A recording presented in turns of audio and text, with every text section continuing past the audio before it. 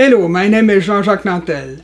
This video is the second of a series of videos that will explain what makes countries and continents powerful. I will begin with Europe. On this planet, Europe is probably the continent where human work is the most profitable. This is due to its geography. On the map, Europe looks like a simple Asian peninsula. A peninsula with a very complicated coast where we find a lot of bays, islands, and archipelagos. In Europe, the sea is never far away. In the world, only the Caribbean and the Southeast Asia have such an easy access to the oceans. It's worth mentioning here that North Africa, which is on the other side of the Mediterranean Sea, has a very linear coastline.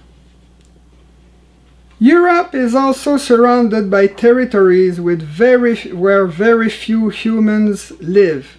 Siberia, the Arctic and the Atlantic Oceans, the Mediterranean Sea, and the Black Sea. This is why Europe is a continent, ethnically, economically, and culturally speaking. Europe has a lot of plains, the most important of all being the one located on the southern shore of the Baltic Sea, a plain which goes from the Pyrenees and the Atlantic Ocean until the Pacific Ocean. That gigantic plain is so devoid of important natural obstacles that a country like Poland has been moved on the map between 1937 and 1945. Farther east, that plain is so flat, cold, and sparsely populated that between the 16th and the 20th century, millions of Russians have been able to slowly colonize Siberia until the Pacific coast. Europe is also a low-lying continent with many navigable rivers which penetrate deep inside its territory. To further improve their communications, Europeans have built a huge network of artificial canals linking seas, rivers, and multiple territories. As a result, it has always been easy to get out of Europe or to enter in Europe. In the past, and it will be the same thing in the future, an invader who wanted to attack Europe could use the flat seas surrounding the continent and one of its multiple navigable rivers. That's precisely what the Vikings did during the Middle Ages.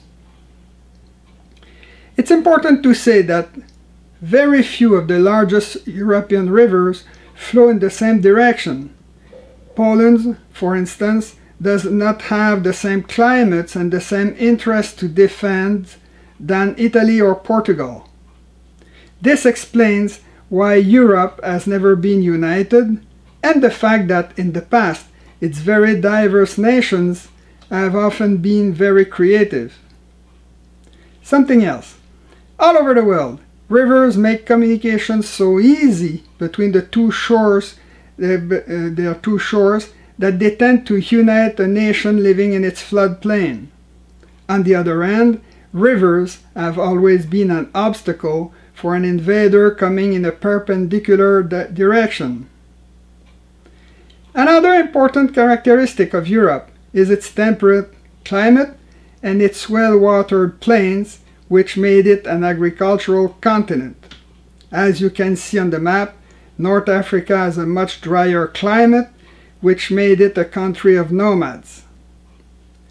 Since we're talking about dry climates, let's mention that Spain is so dry compared to the rest of Europe that some historians said that geographically and historically speaking, the country has always been a part of North Africa.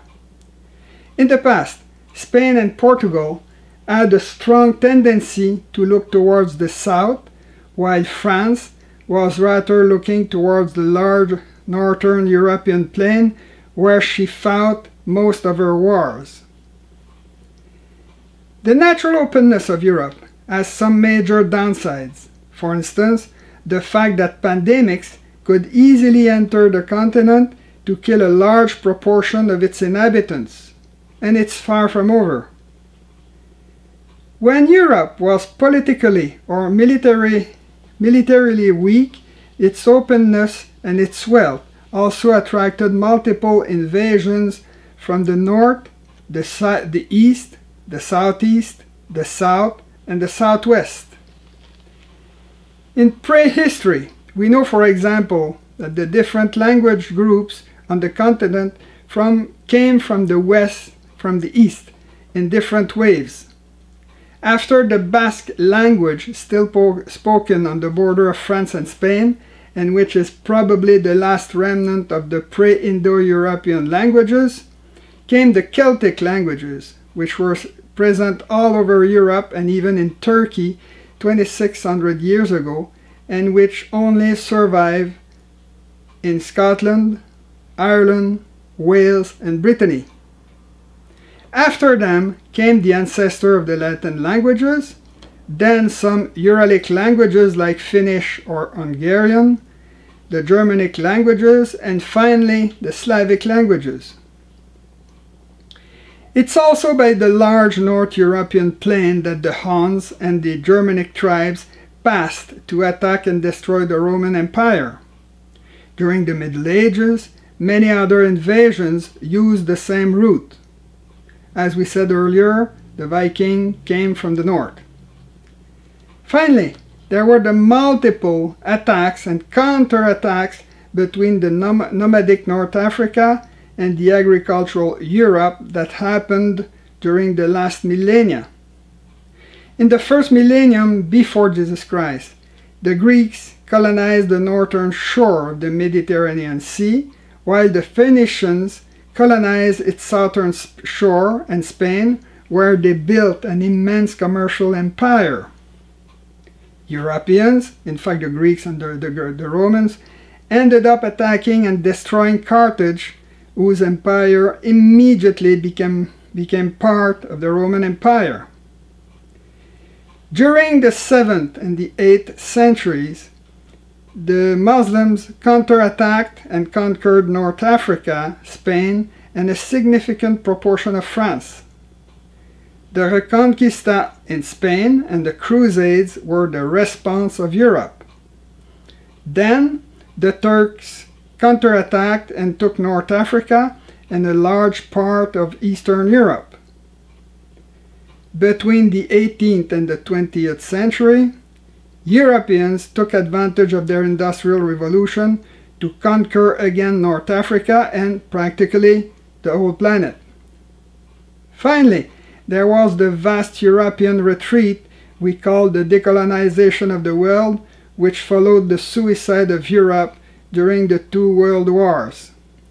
That general retreat has been followed in the 21st century by a large-scale invasion of Europe by tens of millions of Muslims.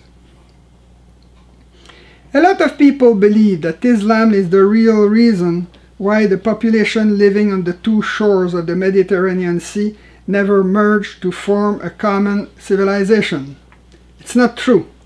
The real reason is the natural and age-old opposition that separates sedentary and nomadic cultures.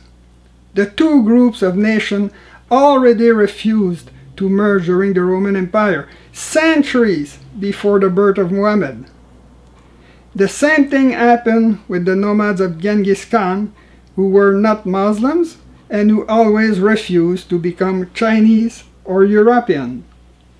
The fact of the matter is that whatever the country, the two ways of living were too different to be able to merge. When, in the past, Europeans have been attacked by powerful enemies like the Mongols, their natural reaction was to leave their largest cities, to regroup in agricultural villages protected by the fortresses they built near the main roads of the continent. One of the consequences of that retreat was to sterilize the European culture by reducing to the extreme minimum the communications between the nations of Europe. This is exactly what happened during the Middle Ages. Europe was then so culturally unproductive that famous travelers born in North Africa, like Ibn Battuta or Ibn Khaldun, spend their lives traveling in the Middle East or elsewhere without ever thinking about visiting Christian Europe. Things were to change in the following centuries. The history of Europe can be divided into two very different periods. The period when it was centered on the Mediterranean Sea and the period when it was centered on the Atlantic Ocean. The Greek civilization and the Roman Empire were centered on the Mediterranean Sea. The Roman road network, in particular, had been conceived and built to bring back goods to Italy. From the 11th to the 13th century, the Crusades were also centered on the Mediterranean Sea. If the Crusaders spent so much money and efforts to conquer the Holy Land, it was not really for religious reasons. It was because they wanted to get rid of the taxes levied by the Muslims, the Byzantine Empire, and the Italian merchants on the luxury goods that came from the Middle East and Asia. Everybody in Europe knew that the wealth of all those intermediaries came from the taxes paid by West Europeans. The spies were of particular importance to them in a century where nobody knew how to conserve meat. Europeans were then using spices to improve the taste of the almost rotten meat they were eating. When the Crusades ended in disaster, some European adventurers suggested that Europe should bypass the Middle East and its taxes by using the Atlantic Ocean to go around the African continent. Fortunately, the technology to do that was already available since the galleys used on the Mediterranean Sea had already been replaced by oceanic vessels equipped with compasses and triangular sails. Portugal was the first country to try it and to succeed. From then onwards, Europeans were able not only to sail around Africa, but to reorient their whole economy towards the Pacific Ocean. Immediately, the Islamic world and Venice started to decline. Since they had an easy access to all the oceans of the world, which covered 71% of the planet's surface, all the European states facing the Atlantic Ocean followed Portugal and sent fleets around the world to drain towards them a large proportion of the wealth produced on the other continents. During the following 5 centuries, that gigantic influx of money would finance their imperialism and a mass migration of Europeans towards the less populated continents of the world. Once awakened, Europe showed how creative it was to have 40 or 50 healthy competing cultures on a tiny continent. During those years, when a leading country started to decline, another one took its place to lead the continent intellectually, economically, militarily, or politically. After Italy and its Renaissance, Portugal became dominant, followed by Spain, France, England, Germany, and, during the 20th century, the Soviet Union. If Europe had not committed a suicide between 1914 and 1945, it would have remained dominant. That long conflict weakened so much the continent that Europeans lost their empires on top of losing the control on their own continent. During the Cold War, USA and the USSR have been those who gave the orders in Europe. At the beginning of the 21st century, the United Europe has become so decadent that it became the sick man of the international community. Nowadays, Where are the Darwins, the Einsteins, the Sigmund Freud, and the Karl Marx that made Europe so great before 1945? That decadence is so profound that many modern Germans say that their nation is doomed and will be destroyed by the millions of migrants their own leaders are bringing inside their borders. If Europe is clearly unable to solve its present immigration problems, it's because its elites refuse to reject the humanist values invented by their predecessors during the last centuries. When Europe was powerful, it had invented the greatest and most efficient civilization that ever existed. From the start, the Western civilization has been the result of a synthesis of four very distinct cultural influences coming from ancient Greece, the Roman Empire, Christianity, and the Germanic tribes which invaded the Roman Empire during the 5th century. During their worldwide expansion, Westerners add to the mix all the best ideas coming from the other civilizations, on top of everything they discovered and invented by themselves. The Western civilization brought to the rest of the world two very precious inventions. First, science, and second, the idea that all human individuals possess some inalienable rights, birthrights. By using the scientific techniques invented in Europe, the world today has an efficient method to discover eternal truth by systematically rejecting what is false. The idea that all humans have inalienable birthrights is even more revolutionary since it gave birth to notions like democracy, the equality of everyone before the law, the human rights, the necessity of a written constitution, the separation of powers, etc. Those ideas were so powerful and self-evident that most modern dictators hide behind rigged elections or referendums and call their regime a popular democracy, an Islamic republic, or a dictatorship of the proletariat.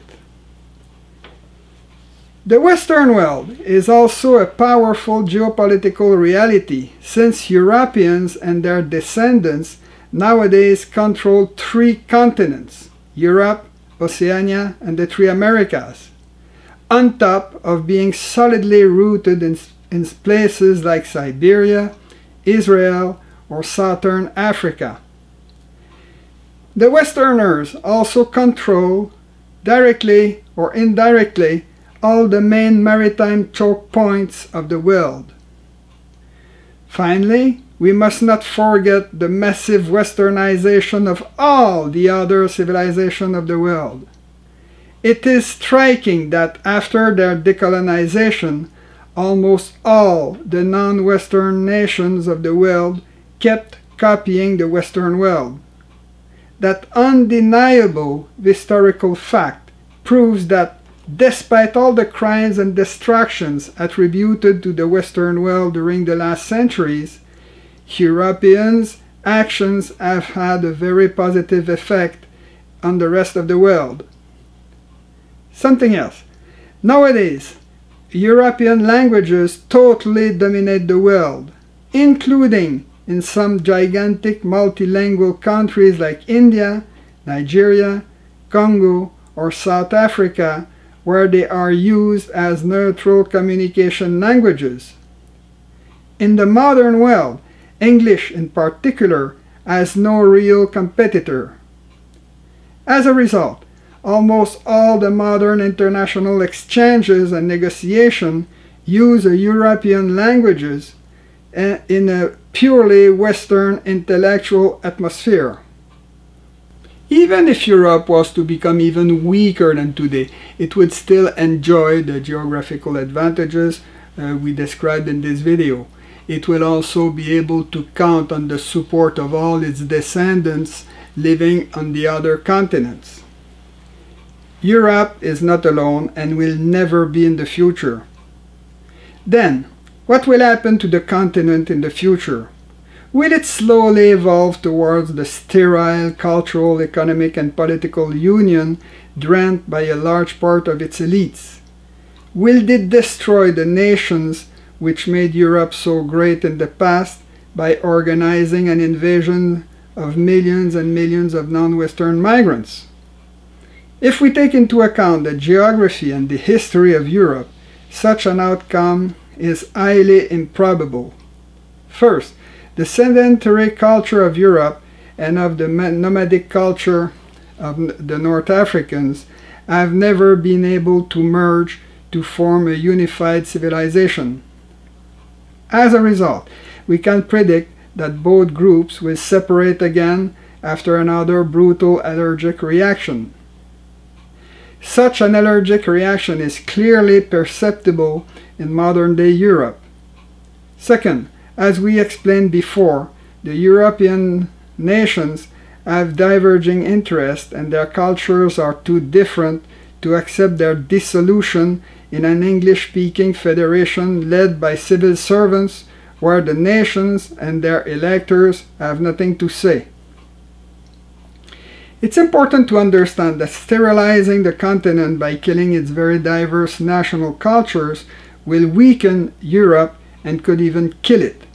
Let me remind you that classical Greece, Italy in the 15th century, and Germany before Otto von Bismarck have been much more productive, culturally speaking, before their unification. Something else. The ideas that the modern world is slowly evolving towards more unity is false. During the 20th century, Europe itself saw the dissolution of four multinational empires, namely the German Empire, the Austro-Hungarian Empire, the Ottoman Empire, and the Soviet Union in 1991. And I didn't mention the decolonization of our former Third World or the dissolution of Yugoslavia. To revive Europe, its leaders should create a federation of nations whose leaders would renounce freely to their rights to have an army. This is what Europeans really want. In such a federation, the power would always be where it is useful and efficient. To summarize, the closet where the individual puts his clothes would be his responsibility. The room where he sleeps with his wife would be the responsibility of the couple, and their home the responsibility of the family. The city would take care of street lights, sewers, things like that. It's already like that. And the nation would take care of everything close to the people. The school, the hospital, the economy, the culture, etc. The federation would take care of everything multinational, the interstates, the environment at the continental level, things like that. And if there was a World Federation, the government, the world government would take care of the oceans, the poles, the world environments, the norms, the unique currency used all over the world, the low orbits, things like that, without ever mixing with the other powers. And the whole structure would be protected by a written constitution and the separation of power. This would be a good organization for a stable planet. In the next video, I will talk about Russia and its problems. Thank you for watching that video. Thank you for giving it a thumbs up, to share it, and to subscribe to my channel. See you next time.